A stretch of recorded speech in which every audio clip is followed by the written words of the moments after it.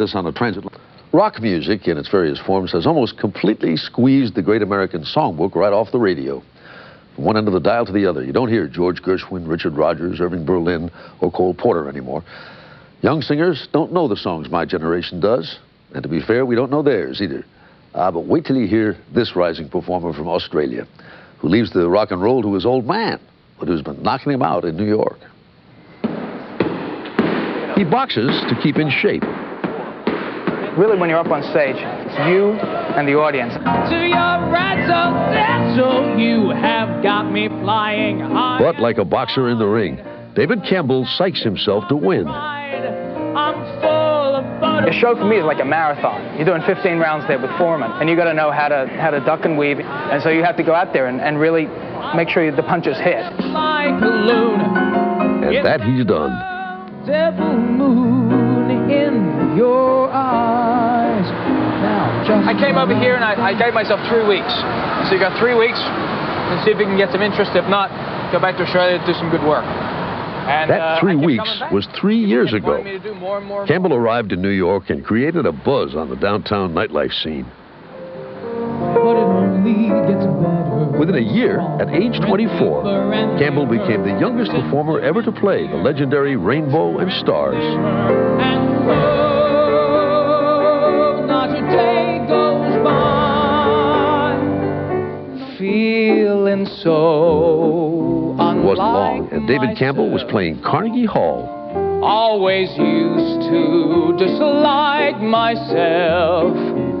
I feel like I'm in a big toy store, you know what I mean? I feel like I can just grab anything and try and play with it. And I would like to have the opportunity to do that.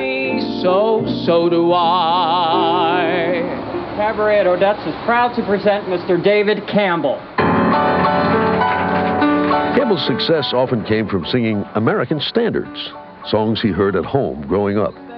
Songs rarely sung by someone of his generation, but he connects directly with them.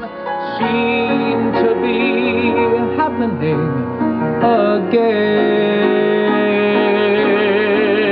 and so it seems that we have met before and laughed before and loved before. I mean, I don't try and fake anything. I mean, I try and get up there and I don't try and extend beyond my years or beyond my emotional means up there. I don't try and get up there and say, well, you know, now that I've been divorced and it's 2:45 and there's no one in the place, Charlie.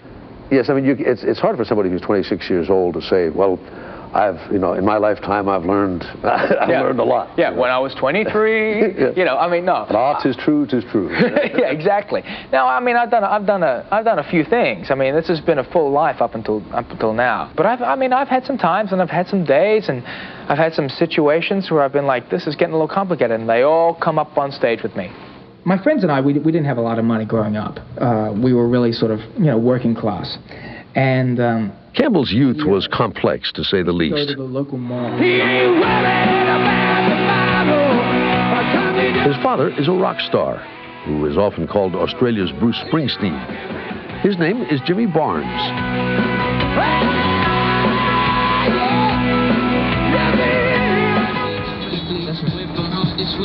But Campbell didn't know Barnes was his father until he was 12, or that the woman he thought was his sister was really his mother. They were just great friends, and one night they went to a party, they got drunk, and here I am. So I was like a product of a one-night stand, and he went off and joined this band that became a groundbreaking band in Australia, and my grandmother adopted me.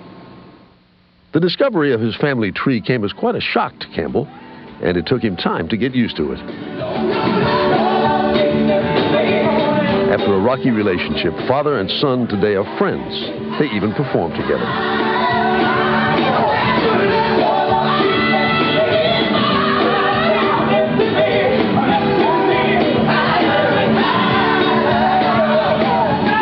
But Campbell's musical world remained far away from his father's.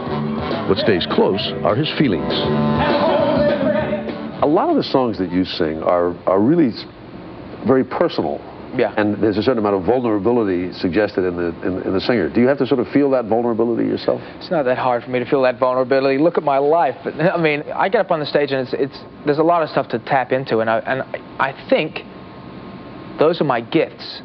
I mean, it sounds like I'm being negative about saying, oh, I've had a hard life. I haven't had that hard a life because I use that in my work. I'm lucky enough to say that I've had all this experience. Run away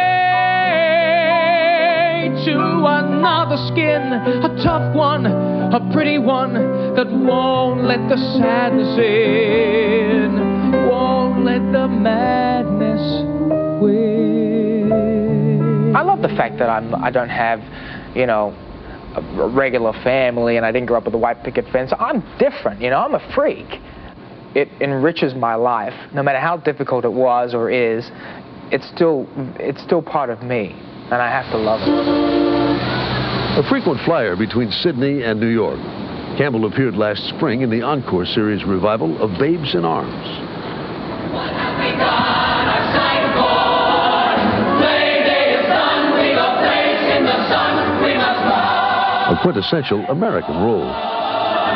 So babes in arms to us. Now, you don't sound particularly Australian to me. I mean, you don't talk like Paul Hogan, for example. No, but I can turn it on if you want. You little ripper, Charlie. Now, is this something that you... With or without the accent, on recordings, in musical theater, concerts, and cabarets, David Campbell's is a mixed bag. Can be to help my aspirations meet their mark. That's what I always wanted, just to reach people, a large group of people. I mean, I never really just wanted to reach people who look like me. I wanted to reach all colors and genders and races. You know, I wanted to reach everybody. I don't care what they are, if they're you know, white, black, gay, straight, old, young. Come along and see my show. I got something for everybody. Younger than spring